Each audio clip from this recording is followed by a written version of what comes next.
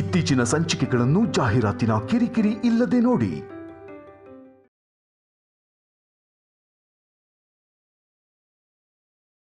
ಅಭಿಯವ್ರ ಮುಂದೆ ನಿಂತ್ಕೊಂಡು ಮಾತಾಡೋದಕ್ಕೆ ತುಂಬಾನೇ ಭಯ ಆಗುತ್ತೆ. ಭಯನಾ? ಯಾಕೆ? ಆ ಥರ ಭಯ ಅಲ್ಲ. ಈಗ ಎಕ್ಸಾಂಪಲ್ ಹೇಳಬೇಕು ಅಂದರೆ ಎಕ್ಸಾಮ್ ರಿಸಲ್ಟ್ ಬರೋ ದಿನ ಭಯ ಇರುತ್ತಲ್ಲ, ಆ ಥರ. ಆಮೇಲೆ ಈ ಇಂಟರ್ವ್ಯೂಗೆಲ್ಲ ಹೋದಾಗ ಭಯ ಆಗ್ತಿರುತ್ತಲ್ಲ, ಆ ಥರ ಭಯ. ಆದರೆ ಅಭಿಯವ್ರ ಖುಷಿ ನೋಡಿದ್ರೆ ತಂಪಾಗಿರೋ ಫೀಲ್ ಆಗುತ್ತೆ. ಅದಕ್ಕೆ ನಿಮ್ಮನ್ನ ನಾನು ಅಲ್ಲೇ ಬಿಟ್ಟು ಬಂದಿದ್ದು. ನೋಡಿ, ನೀವೆಷ್ಟು ಕೂಲಾಗಿದ್ದೀರಾ. ಲೀಲಾ, ನೀನು ಆಗ ಅವ್ರ ಖುಷಿನ ನೋಡಬೇಕಿತ್ತು. ಆದರೆ ನೀನು ಯಾಕೆ ಬೇಗ ಹೊಟ್ಟೋದೆ?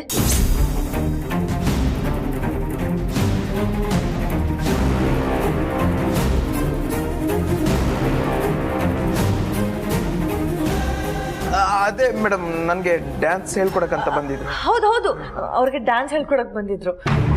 ಹೌದಾ? ಲೀಲಾ, ಆದರೂ ನಿನ್ನನ್ನು ಒಂದು ಕ್ಷಣ ನೋಡಲಿಲ್ಲ ಅಂದರೆ ಒಂಥರ ಖಾಲಿ ಖಾಲಿ ಫೀಲ್ ಅನಿಸ್ತಾ ಇರತ್ತೆ. ಸ್ವಲ್ಪ ದಿನ ಪರಿಚಯ ಆಗಿರೋ ನನಗೇನೆ ಇಷ್ಟೊಂದು ಫೀಲ್ ಆಗ್ತಿರ್ಬೇಕಾದ್ರೆ ನಿಮ್ಮ ಅಪ್ಪ ಅಮ್ಮಂಗೆ ಇನ್ನೆಷ್ಟು ಫೀಲ್ ಆಗಲ್ಲ ಹೇಳು?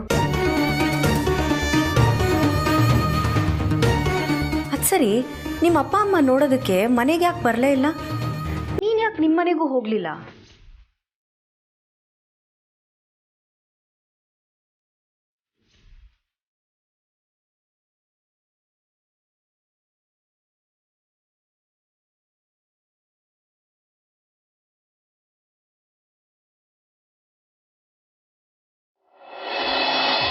ರೇವತಿ, ಹಾಮ್ಮ.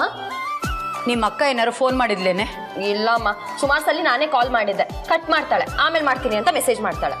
ಅಂತ ಗುಡ್ಡ ಕಡಿಯುವಂತ ಕೆಲಸ ಏನಿದೆ ಆ ಮನೇಲಿ? ಅಥವಾ ಎಲ್ಲರೂ ಸೇರ್ಕೊಂಡು ನನ್ನ ಮಗಳನ್ನ ಕೆಲ್ಸದೋಳು ಮಾಡ್ಬಿಟ್ರೆ ಹೇಗೆ? ಅಮ್ಮ, ಸುಮ್ಮನೆ ಏನೇನೋ ಅಂದ್ಕೋಬೇಡ. ಆ ಮನೆಯಲ್ಲಿ ಕೆಲ್ಸದವ್ರನ್ನೇ ಮನೆಯವ್ರ ಥರ ನೋಡ್ತಾರೆ. ಅಂಥದ್ರಲ್ಲಿ ಅಕ್ಕನ ಹೇಗೆ ನೋಡ್ಕೋತಾರೆ ಅಂತ ನಿಂಗೆ ಗೊತ್ತಿಲ್ವಾ? ಮತ್ ಫೋನ್ ಮಾಡೋದಕ್ಕೇನೆ ಅವಳಿಗೆ? ನೀನು ಈ ಥರ ಕೇಳ್ತೀಯ ಅಂತಾನೆ ಅವಳೊಂದು ವಾಯ್ಸ್ ಮೆಸೇಜ್ ಕಳಿಸಿದಾಳೆ. ಇರು, ಪ್ಲೇ ಮಾಡ್ತೀನಿ. ಅಮ್ಮ, ನಂಗೆ ಗೊತ್ತು, ನಾನು ಫೋನ್ ಮಾಡೋಕ್ಕಾಗಿಲ್ಲ, ಮನೆಗೆ ಬರೋಕ್ಕಾಗಿಲ್ಲ. ಇಲ್ಲಿಗೆ ಬಂದಿದ್ದು ನಿಮ್ಮನ್ನು ನಾನೇ ಕಳಿಸ್ಬಿಟ್ಟೆ. ನಿಮಗೆ ತುಂಬ ಬೇಜಾರಾಗಿದೆ ಅಂತಲೂ ನಂಗೆ ಗೊತ್ತು. ಪ್ಲೀಸ್, ಯಾರೂ ನೊಂದ್ಕೋಬೇಡಿ. ಇನ್ನು ಸ್ವಲ್ಪ ದಿನ ಅಷ್ಟೇ, ಆದಷ್ಟು ಬೇಗ ನಾನೇ ಮನೆಗೆ ಬರ್ತೀನಿ. ನೀವು ಯಾರೂ ಯೋಚನೆ ಮಾಡಬೇಡಿ. ಈ ಮನೆಯಲ್ಲಿ ನಾನು ತುಂಬ ಖುಷಿಯಾಗಿದ್ದೀನಿ ಅಮ್ಮ, ಆಯಿತಾ? ನೀನು ಮಾತ್ರ ಯಾವುದೇ ಕಾರಣಕ್ಕೂ ಏನೂ ಯೋಚನೆ ಮಾಡಬೇಡ. ನಿನ್ನ ಮಗಳು ಇಲ್ಲಿ ತುಂಬ ತುಂಬ ತುಂಬ ಚೆನ್ನಾಗಿದ್ದಾಳಮ್ಮ. ಕೇಳಿಸ್ತಾ? ಅದಕ್ಕೆ ನಾನು ಸುಮ್ಮನಾಗಿದ್ದೀನಿ. ಅಕ್ಕಂಗೆ ಸುಮ್ಮನೆ ಪದೇ ಪದೇ ಫೋನ್ ಮಾಡಕ್ಕೆ ಹೋಗ್ತಿಲ್ಲ.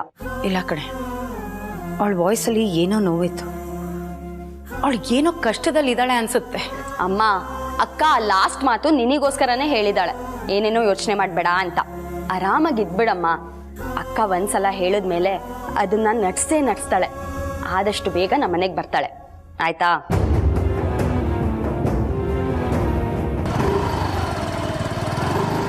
ಅರೆ, ಇದು ನಿಮ್ಮ ಅಪ್ಪನ ಗಾಡಿ ಸೌಂಡ್ ತಾನೆ?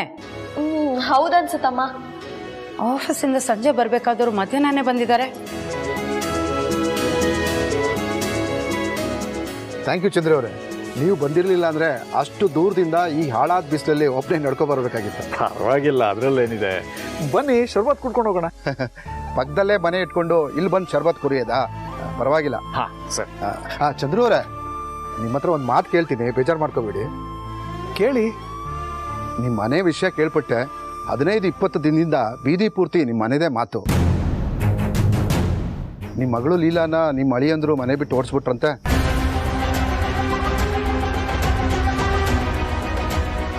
ಯಾಕಿಂತ ಮಾತಾಡ್ತೀರಾ?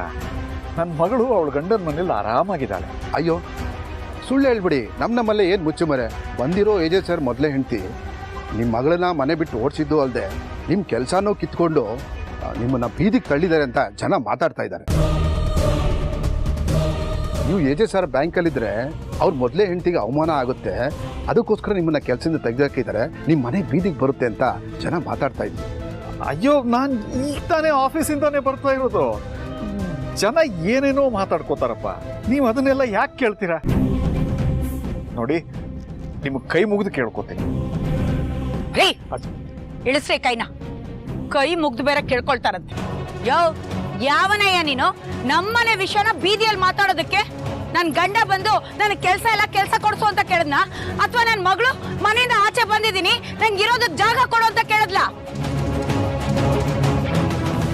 ನೋಡು, ನಿನಗ್ ಮಾತ್ರ ಅಲ್ಲ, ಈ ಬೀದಿಲಿರೋ ಮನೆ ಹಳ್ರಿಗೆಲ್ಲ ಸೇರ್ಸ್ ಹೇಳ್ತಾ ಇದ್ದೀನಿ. ಇನ್ನೊಂದ್ಸಲಿ ನಮ್ಮನೆ ವಿಷಯ ಮಾತಾಡಿದ್ ನನ್ ಕಿವಿಗೆ ಏನಾದ್ರು ಬಿತ್ತೋ ನಿಮ್ಗಳ ಜನ್ಮ ಜಾಲಾಡಿಸ್ಬಿಡ್ತೀನಿ. ನನ್ ಗಂಡ ಬಿಸಿಲಲ್ಲಿ ಒಣಗ್ ಸಾಯ್ತೀಯ ಅಂತ ಡ್ರಾಪ್ ಕೊಟ್ರೆ ನಮ್ಮನೆ ಮುಂದೆ ನಿಂತ್ಕೊಂಡು ನಮ್ ಬಗ್ಗೆನೆ ಮಾತಾಡ್ತೀಯ. ಇನ್ನೊಂದ್ ಮಾತಾಡಿದ್ರೆ ನಾಲ್ಗೆ ಕಿತ್ತು ಕೈ ಕೊಡ್ತೀನಿ. ಹೋಗ, ನೀನ್ ಹೆಂಡತಿ ಹತ್ರನೂ ಹೇಳು ನಾನು ಹೀಗೆ ಬೈದೆ ಅಂತ. ಏನ್ ಮುಖ ನೋಡ್ತಾ ನಿಂತಿದ್ಯಾ? ಹೋಗಯ್ಯ.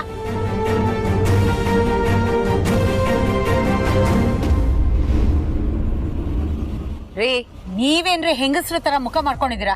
ನಡೀರಿ ಒಳಗೆ.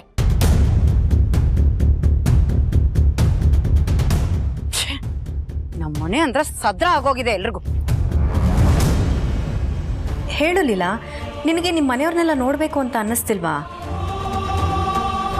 ನೀನು ಈ ಮನೆಯವ್ರ ಖುಷಿಗೋಸ್ಕರ ಎಷ್ಟೆಲ್ಲ ಒದ್ದಾಡ್ತೀಯ. ಅಂಥದ್ರಲ್ಲಿ ಅವ್ರು ನಿನ್ನ ಖುಷಿ ನೋಡೋದಕ್ಕೋಸ್ಕರ ವೆಯ್ಟ್ ಮಾಡ್ತಿರಲ್ವಾ? ನಮಗೆಲ್ಲ ನಿನ್ನನ್ನು ಬಿಟ್ಟಿರೋಕ್ಕಾಗಲ್ಲ. ಅಂಥದ್ರಲ್ಲಿ ನಿಮ್ಮ ಅಪ್ಪ ಅಮ್ಮ, ನಿನ್ನ ತಂಗಿ ಎಲ್ಲರೂ ಎಷ್ಟು ಮಿಸ್ ಮಾಡ್ಕೊಳ್ತಿರಲ್ಲ ಹೇಳು. ಅಕ್ಕ, ನಾನು ಬೆಳೆದಿದ್ದೆಲ್ಲ ಹಾಸ್ಟೆಲಲ್ಲೇ. ಚಿಕ್ಕ ವಯಸ್ಸಿನ ಬಿಟ್ಟರೆ ನಂಗೆ ಬೇರೆದೇನೋ ನೆನಪೇ ಇಲ್ಲ. ಆಮೇಲೆ ಹಾಸ್ಟೆಲಲ್ಲಿದ್ದು ಅದೇ ಅಭ್ಯಾಸ ಆಗೋಯ್ತು. ಅವಾಗಿಂದ ನನಗೆ ಅಟ್ಯಾಚ್ಮೆಂಟ್ ಅನ್ನೋದು ಸ್ವಲ್ಪ ಕಮ್ಮಿನೇ. ಅಪ್ಪ ಅಂದರೆ ಪ್ರಾಣ ಕೊಡೋ ಲೀಲಾ ಮೇಡಮ್ಮ ಈ ಮಾತು ಹೇಳ್ತಿರೋದು. ಒಂದು ಕಾಲದಲ್ಲಿ ನಿಮ್ಗೆ ಅನ್ಯಾಯ ಮಾಡಿರೋ ನನ್ನ ಮೇಲೆ ಇಷ್ಟೊಂದು ಅಟ್ಯಾಚ್ಮೆಂಟ್ ಇರಬೇಕಾದ್ರೆ ನಿಮ್ಮ ಮೇಲೆ ಪ್ರಾಣನೇ ಇಟ್ಕೊಂಡಿರೋ ಮನೆ ಮೇಲೆ ಅಟ್ಯಾಚ್ಮೆಂಟ್ ಇಲ್ಲ ಅಂತ ಅದು ಹೇಗೆ ಹೇಳ್ತೀರಾ ಅತ್ತೆ? ನೀವು ಈ ಮಾತು ಹೇಳುವಾಗ ನಿಮ್ಮ ಮನಸ್ಸು ಅದೆಷ್ಟು ಒತ್ತಾಡಿದೆ ಅಂತ ನನಗೆ ಗೊತ್ತು. ನಂಗೆ ಸ್ವಲ್ಪ ಅಟ್ಯಾಚ್ಮೆಂಟ್ ಕಮ್ಮಿ ಅಲ್ವಾ, ಅದಕ್ಕೆ ನಾನು ಎಲ್ಲಿದ್ರೂ ಖುಷಿಯಾಗಿರ್ತೀನಿ. ಹಾಗಂತ ನಿನ್ನ ಮನೆಗೆ ಹೋಗದೆ ಇರೋಕ್ಕಾಗತ್ತಾ? ನೆಕ್ಸ್ಟ್ ಟೈಮು ನೀನು ಮನೆಗೆ ಹೋಗಬೇಕಾದ್ರೆ ನನ್ನನ್ನು ಕರ್ಕೊಂಡು ಹೋಗು, ನಾನು ಬರ್ತೀನಿ.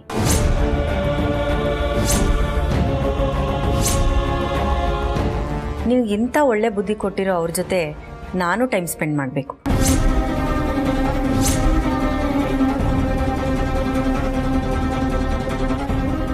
ಹ್ಞೂ ಅಕ್ಕ, ನಾನು ಮುಂದಿನ ಸಲ ಹೋದಾಗ ನಿಮಗೆ ಹೇಳ್ತೀನಿ.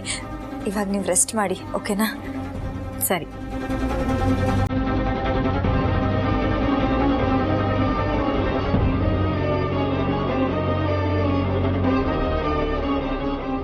ಯಾಕೆ ಮೇಡಮ್ ನೀವೀಗೆ ಎಲ್ಲನೂ ಮನಸ್ಸಲ್ಲಿ ಬಚ್ಚಿಟ್ಕೋತೀರಾ? ನೀವು ಇಷ್ಟೆಲ್ಲ ನೋವನ್ನ ಬಚ್ಚಿಟ್ಕೊಂಡ್ರೆ ಎಲ್ಲ ನೋವುಗಳು ಒಂದಲ್ಲ ಒಂದಿನ ಬ್ಲಾಸ್ಟ್ ಆಗೇ ಆಗುತ್ತೆ. ಆಗಲಿ ಲಕ್ಷ್ಮಿ, ಒಂದು ವೇಳೆ ಬ್ಲಾಸ್ಟ್ ಆಗೋ ದಿನ ಬಂದರೆ ನಾನೇ ಮನೆಯಿಂದ ಹೊರಗಡೆ ಹೋಗ್ತೇನೆ ಹೊರತು ನನ್ನಿಂದ ಈ ಮನೆಗೆ ತೊಂದರೆ ಆಗೋಕ್ಕೆ ಯಾವುದೇ ಕಾರಣಕ್ಕೂ ಬಿಡಲ್ಲ.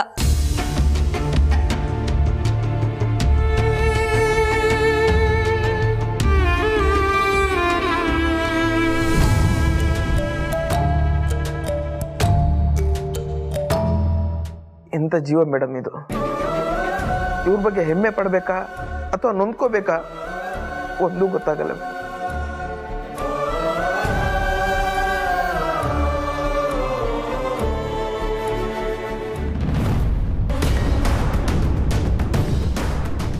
ನಿಮ್ಮ ಮಗಳು ಲೀಲಾನ ನಿಮ್ಮ ಅಳಿಯಂದ್ರು ಮನೆ ಬಿಟ್ಟು ಓಡಿಸ್ಬಿಟ್ರಂತೆ. ಬಂದಿರೋ ಏಜೆ ಸರ್ ಮೊದಲೇ ಹೆಂಡ್ತಿ ನಿಮ್ಮ ಮಗಳನ್ನ ಮನೆ ಬಿಟ್ಟು ಓಡಿಸಿದ್ದು ಅಲ್ಲದೆ ನಿಮ್ಮ ಕೆಲಸನೂ ಕಿತ್ಕೊಂಡು ನೀವು ಏಜೆ ಸರ್ ಬ್ಯಾಂಕಲ್ಲಿದ್ದರೆ ಅವ್ರು ಮೊದಲೇ ಹೆಂಡತಿಗೆ ಅವಮಾನ ಆಗುತ್ತೆ. ಅದಕ್ಕೋಸ್ಕರ ನಿಮ್ಮನ್ನ ಕೆಲಸದಿಂದ ತೆಗೆದಾಕಿದ್ರೆ ನಿಮ್ಮ ಮನೆ ಬೀದಿಗೆ ಬರುತ್ತೆ ಅಂತ ಜನ ಮಾತಾಡ್ತಾ ಇದ್ದಾರೆ.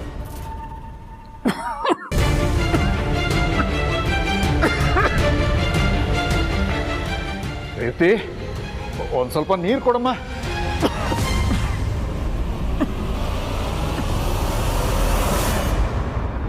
ಯಾಕ್ರಿ ಕೆಮ್ತಾ ಇದ್ದೀರಾ? ಅದು ಏನಿಲ್ಲ ಕೌಸಲ್ಯ, ಸುಮ್ಮನೆ ಕೆಮ್ಮಂತಷ್ಟೇ. ಏನೋ ಎಲ್ಲಾರು ಮನ್ಸಲ್ಲೇ ಮುಚ್ಚಿಟ್ಕೊಂಡು ಬದುಕೋ ಕಾಂಪಿಟೇಷನ್ ಮಾಡ್ತಾ ಇದ್ದೀರಾ? ನಾನೇನೇ ಮುಚ್ಚಿಟ್ಕೊಂಡೆ? ನನಗೇನು ಆಗಿಲ್ಲ, ಆರಾಮಾಗಿ ಇದ್ದೀನಿ. ಸಾಕ್ ಮುಚ್ಚ್ರಿ ಬಾಯ್, ಬರೀ ಸುಳ್ಳು ಹೇಳ್ಕೊಂಡೇ ಬದುಕ್ತೀರಾ. ಮಧ್ಯಾಹ್ನನೇ ಆಫೀಸಿಂದ ಬಂದಿದ್ದೀರಾ, ಕೇಳಿದಕ್ಕೆ ಏನು ಹೇಳಿದ್ರಿ? ಫೈಲ್ ಬಿಟ್ಟು ಹೋಗಿದ್ದೀನಿ, ತಗೊಂಡು ಹೋಗೋದಕ್ಕೆ ಬಂದೆ ಅಂದ್ರಿ. ಮತ್ತೆ ಯಾಕೆ ಆಫೀಸ್ಗೆ ಹೋಗ್ಲಿಲ್ಲ? ಅದು ಬಿಸಿಲಲ್ಲಿ ಓಡಾಡಿ ಸುಸ್ತಾಯ್ತಲ್ಲ, ಅದಕ್ಕೆ ಉಳ್ಕೊಂಡೆ. ಅಪ್ಪ ನೀರು.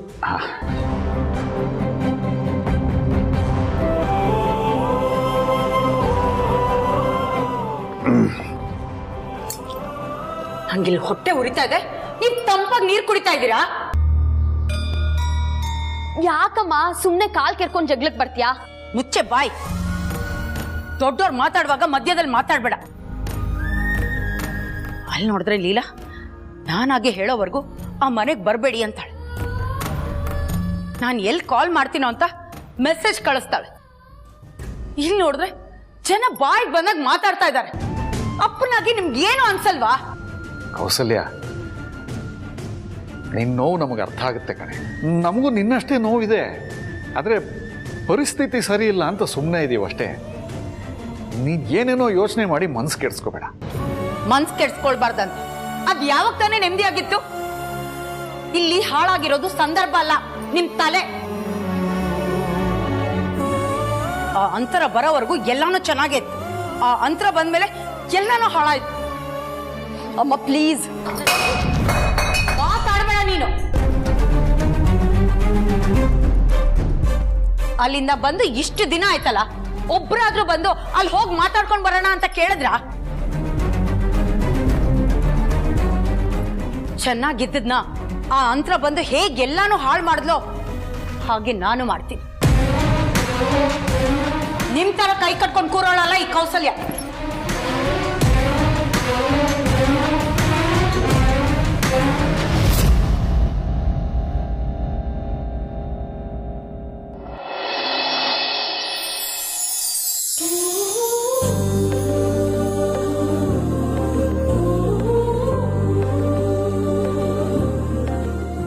ನೀವಾ?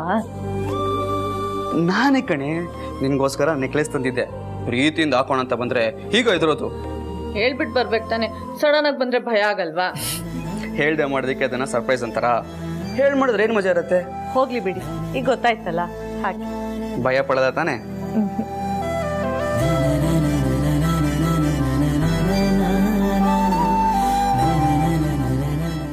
ವಾವ್, ಎಷ್ಟು ಚೆನ್ನಾಗಿ ಕಾಣ್ತಿದೆ ನೋಡು.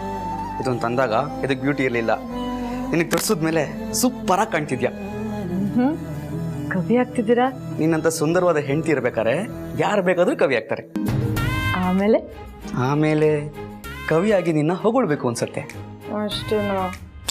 ಹೊಗಳಿ ನಿನ್ನ ನಾಚಿಸ್ಬೇಕು ಅನ್ಸತ್ತೆ. ಆಮೇಲೆ ನೀನು ನಾಚಿ ನೀರಾದಾಗ ಹಾಗೆ ನಿನ್ನ ಬೊಕ್ಸೆನಲ್ಲಿ ಹಿಡಿಬೇಕು ಅನ್ಸತ್ತೆ.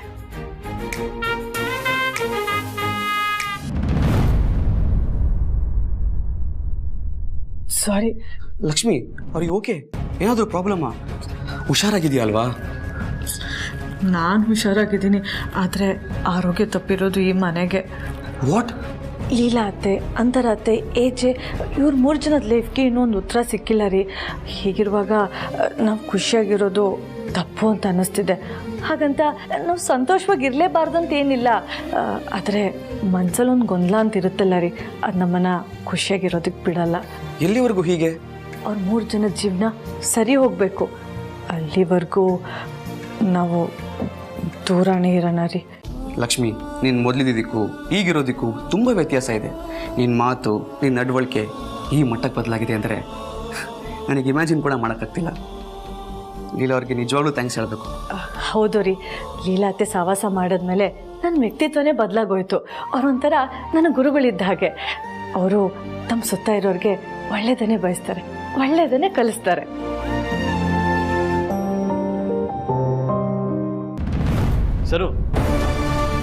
ಸರು ನಿನ್ನೆ ಕರಿತಿರೋದು.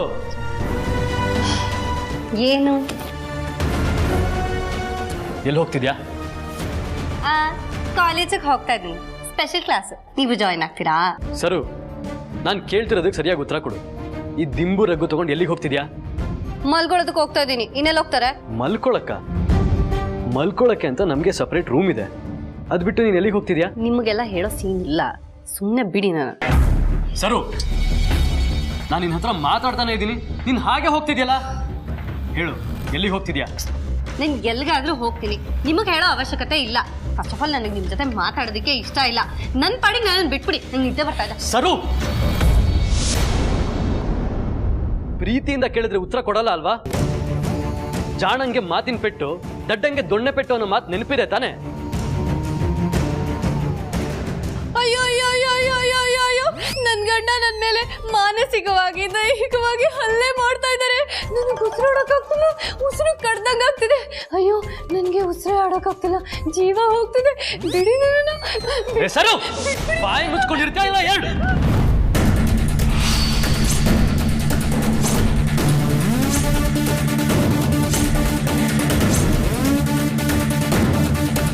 ಕೇಳಿದ್ದಕ್ಕೆ ಉತ್ತರ ಕೊಡ್ಬೇಕು. ಏನೋ ಮಲ್ಕೊಳಕ್ ಹೋಗ್ತಿದ್ದೆ ಅಂದ್ಯಲ್ಲ, ಎಲ್ಲಿಗೆ ಹೋಗ್ತಿದ್ಯಾ? ದುರ್ಗಾ ಅಕ್ಕನ ರೂಮ್ಗೆ ಹೋಗ್ತಿದ್ದೀನಿ. ನಿನ್ನ ಗಂಡ ನಾನಾ ಅಥವಾ ದುರ್ಗಾ ಅದ್ಕೆನಾ? ಏನ್ ಮಾತಾಡ್ತಿದ್ದೀರಾ?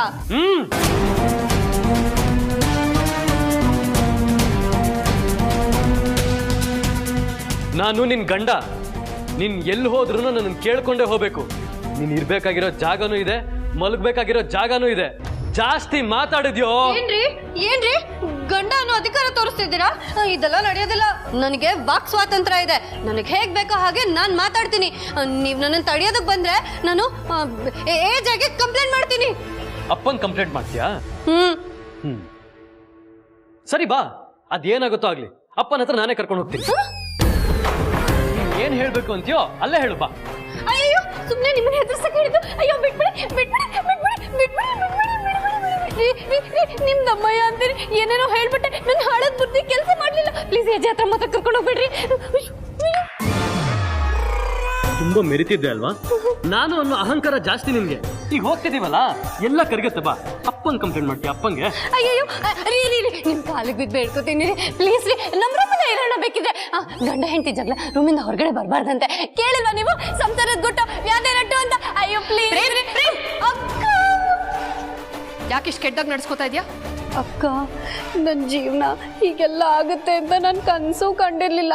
ಯಾವತ್ತು ಯಾರಿಗೂ ಅನ್ಯಾಯ ಮಾಡದೇ ಇರುವಂತ ಜೀವ ನಂದು. ನೋಡಿ ಅಕ್ಕ, ಹೇಗಾಗ್ತಿದೆ ಅಂತ. ಏನ್ ಪ್ರೇಮ್ ಇದೆಲ್ಲ? ಇವಳು ನನ್ನ ಜೊತೆ ಮಾತಾಡಲ್ವಂತೆ, ಇವಳು ನನ್ನ ಜೊತೆ ಇರಲ್ವಂತೆ, ಇವಳು ನಾನು ಏನು ಕೇಳಬಾರ್ದಂತೆ. ಅದಕ್ಕೆ ನಿಮ್ ರೂಮಿಗೆ ಮಲಗ್ತೀನಿ ಅಂತ ಹೋಗ್ತಿದ್ಲು. ಕೇಳಿದ್ರೆ ಅಪ್ಪಂಗೆ ಕಂಪ್ಲೇಂಟ್ ಮಾಡ್ತೀನಿ ಅಂತಂದು. ಅದಕ್ಕೆ ಕರ್ಕೊಂಡು ಹೋಗ್ತಾ ಇದ್ದೀನಿ.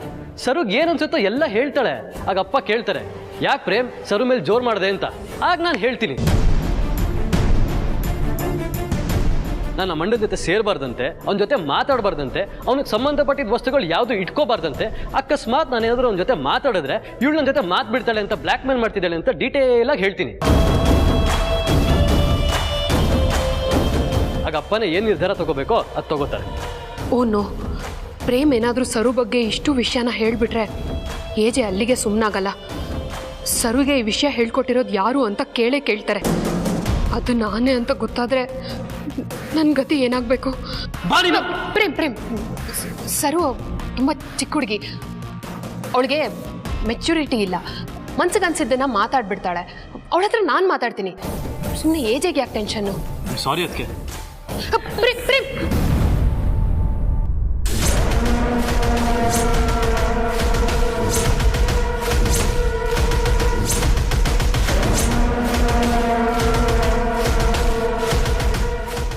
ಅಯ್ಯಯ್ಯೋ, ಯಾರ ಮುಂದೆ ಹೋಗ್ಬಾರ್ದು ಅನ್ಕೊಂಡಿದ್ನೋ ಅವರೇ ಮುಂದೆ ಬಂದು ನಿಂತಿದಾರಲ್ಲ.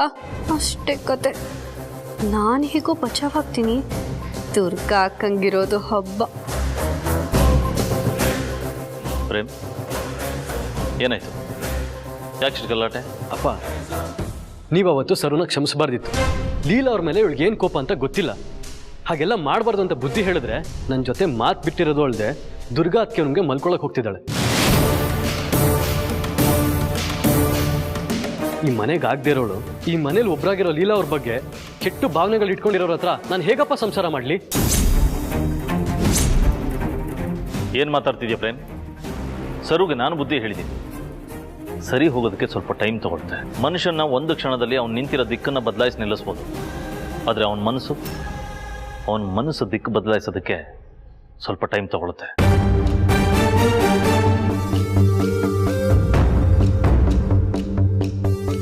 ಅಷ್ಟರಲ್ಲೇ ನೀನು ಆತರಪಟ್ಟು ಅವಳನ್ನ ಬೇಡ ಅಂತ ಹೇಳಿದ್ರೆ ತಪ್ಪು ನಿಂದಾಗುತ್ತೆ. ಗಂಡ ಹೆಂಡತಿ ಸಂಬಂಧ ಅಂದರೆ ಏನು ಅನ್ಕೊಂಡಿದ್ದೀನಿ? ಹಾಂ, ಒಂದು ಗಂಡು ಹೆಣ್ಣು ಜೊತೆಲಿರಬೇಕು ಅಂದರೆ ಕಂಕಣ ಭಾಗ್ಯ ಕೂಡಿರಬೇಕು ಅಂತಾರೆ. ಆ್ಯಂಡ್ ಅದನ್ನು ಆ ವಿಧಿ ಡಿಸೈಡ್ ಮಾಡುತ್ತೆ. ಸೊ ನೀವಿಬ್ರು ಜೊತೆಲಿರಬೇಕು ಅಂತ ಆ ವಿಧಿ ಡಿಸೈಡ್ ಮಾಡಿರುವಾಗ ಅಷ್ಟು ಸುಲಭವಾಗಿ ನೀನು ನನಗೆ ಹೆಂಡತಿ ಬೇಡ ಅಂತ ಹೇಗೆ ಹೇಳೋಕ್ಕೆ ಸಾಧ್ಯ? ನೋಡು ಪ್ರೇಮ್, ಮನುಷ್ಯನಿಗೆ ಎಷ್ಟೇ ದುಡ್ಡಿದ್ರು ಇನ್ನ ಬೇಕು ಅನ್ಸುತ್ತೆ, ಎಷ್ಟೇ ಹೊಟ್ಟೆ ತುಂಬಿದ್ರು ಇನ್ನು ಅರ್ಧ ಗಂಟೆಗೆ ಇನ್ನೂ ಸ್ವಲ್ಪ ತಿನ್ನಕ್ ಬೇಕು ಅನ್ಸುತ್ತೆ. ಹಾಗೆ ಅದು ದುಡ್ಡಾಗ್ಲಿ, ಊಟ ಆಗಲಿ, ಹೆಸರಾಗ್ಲಿ ಮನುಷ್ಯನಿಗಿನ್ನ ಬೇಕು ಅಂತಾನೆ ಅನಿಸ್ತಾ ಇರುತ್ತೆ. ಆದರೆ ಜೀವನದಲ್ಲಿ ಇದೊಂದು ಸಾಕು ಅಂತ ಅನ್ಸೋದು ಗಂಡ ಹೆಂಡತಿ ಸಂಬಂಧದಲ್ಲಿ ಮಾತ್ರ.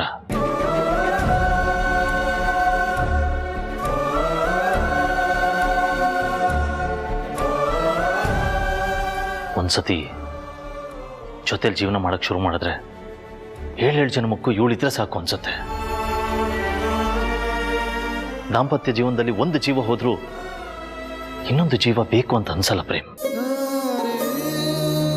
ಗಂಡ ಹೆಂಡತಿ ಮಧ್ಯೆ ಕೋಪ, ಜಗಳ, ಮುನಿಸು ಎಲ್ಲ ಇರಬೇಕು. ಅದಿಬ್ರು ಮಧ್ಯೆ ನಡಿಬೇಕು. ಅದು ಬಿಟ್ಟು ಒಬ್ರನ್ನ ಬಿಟ್ಟು ಇನ್ನೊಬ್ರು ದೂರ ಆಗೋದಲ್ಲ. ಹೆಂಡತಿ ಬೆಲೆ ಏನು ಅನ್ನೋದು ಜೊತೆಲಿದ್ದ ಗೊತ್ತಾಗಲ್ಲ ಪ್ರೇಮ್. ಒಂದ್ಸಲ ಕೈ ಜಾರು ಹೋದ್ಮೇಲೆ ಗೊತ್ತಾಗೋದು. ಆ್ಯಂಡ್ ಅದಕ್ಕಿಂತ ಪೇನಾಗೋದು ಯಾವಾಗ ಗೊತ್ತಾ? ಹೆಂಡತಿ ಜೊತೆಲೇ ಕಣ್ಮುಂದೆನೇ ಇದ್ರು ಮಿಸ್ ಮಾಡ್ಕೋತಿಲ್ಲ. That's the most painful thing.